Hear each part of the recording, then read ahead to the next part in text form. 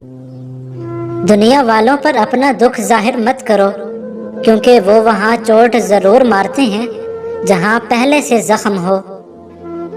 لوگ ہمارے اندر ہمارا دکھ تلاش نہیں کرتے، ان کو اس تماشے کی کھوج ہوتی ہے جو ہمارے ساتھ ہوا۔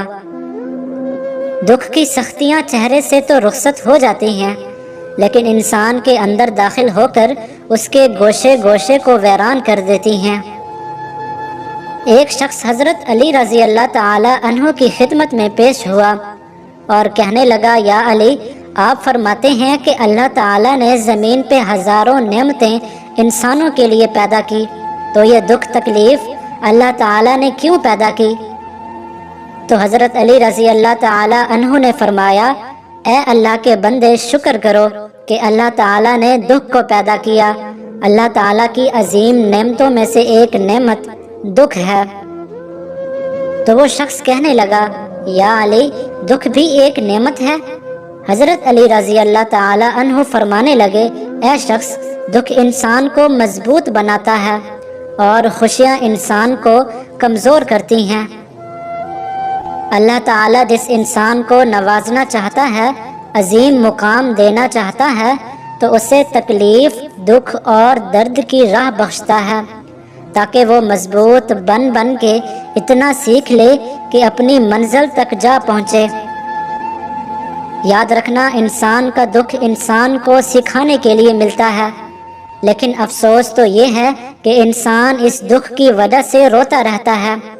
انسان دکھ اور درد کی وجہ سے کتنا بھی روتا رہے، لیکن ختم نہیں ہوگا، کیونکہ دکھ انسان کو رلانے کے لیے نہیں بلکہ انسان کو سکھانے کے لیے آیا ہے۔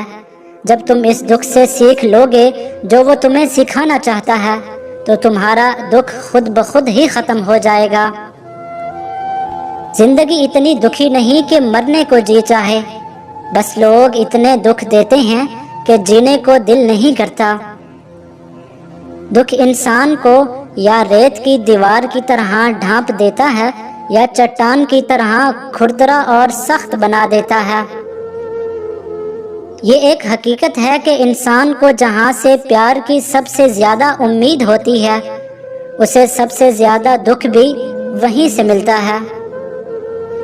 اللہ پاک کہتا ہے، کسی کو تکلیف دے کر مجھ سے اپنی خوشی کی دعا مت کرنا، لیکن اگر کسی کو ایک پل کی خوشی دیتے ہو تو اپنی تکلیف کی فکر مت کرنا۔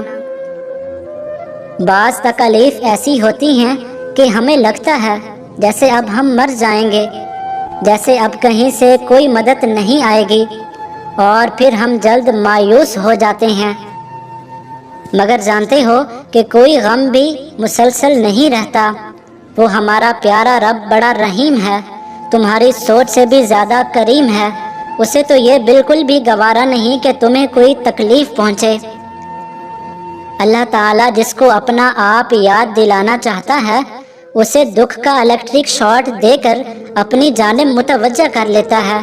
دکھ کی بھٹی سے نکل کر انسان دوسروں کے لیے نرم پڑ جاتا ہے، پھر اس سے نیک اعمال خود بخود اور باخوشی سرزد ہونے لگتے ہیں۔ دکھ تو روحانیت کی سیڑھی ہے، اس پر صبر اور شکر کرنے والے ہی چڑھ سکتے ہیں۔ کچھ دروازے ہمیں خود پر خود ہی بند کرنے پڑتے ہیں۔ زندگی بھر خود فریبی اور خوش گمانیوں میں رہنے سے بہتر ہے کہ انسان ایک ہی بار خود کو جھلستی ہوئی حقیقت سے روبرو کر لے۔ یہ قدرت کا قانون ہے کہ جو انسان کسی کو استعمال کر کے اسے دھوکہ دے کر اپنی خوشیاں حاصل کرتا ہے، وہ کبھی نہ کبھی خود اس سے بھی زیادہ دوسروں کے ہاتھوں استعمال ہو کر زندگی میں دکھ سہتا ہے۔ اللہ پاک فرماتا ہے، تم مانگو مجھ سے، تمہارا مانگنا اچھا لگتا ہے مجھے، تم کیوں پریشان ہوتے ہو؟ کیا میری قدرت پہ یقین نہیں تم کو؟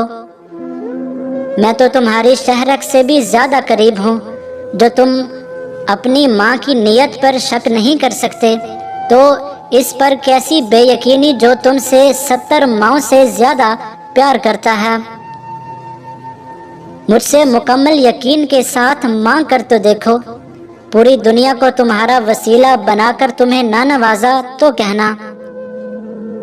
جب انسان خاموش ہو جائے اور اپنے حق کے لیے بھی نہ بولے تو سمجھ جاؤ وہ اپنے اندر بہت کچھ دفن کر چکا ہے۔ توبہ ایسا دروازہ ہے جو موت کی ہچکی تک کھلا رہتا ہے۔ دعا ایسا عمل ہے جو تقدیر کو مات دے سکتی ہے۔ ضمیر ایسا ساتھی ہے جو ہمیشہ حق کی راہ دکھاتا ہے۔ آپ خود ہی اپنے لیے بہترین دلاسا ہیں، بہترین دوست، بہترین دنیا اور مشکل وقت میں بہترین تھپکی جو آپ کو کبھی ہارنے نہیں دیتی۔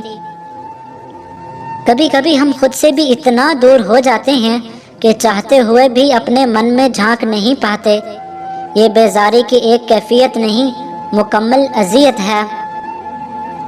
انسان دنیا میں جتنا مرضی تکبر کر لے، آخر کار اس گوشت نے کیڑے مکوڑوں کی غذا ہی بننا ہے، ہڈیوں نے بسیدہ ہو کر مٹی کے نیچے ہی جانا ہے۔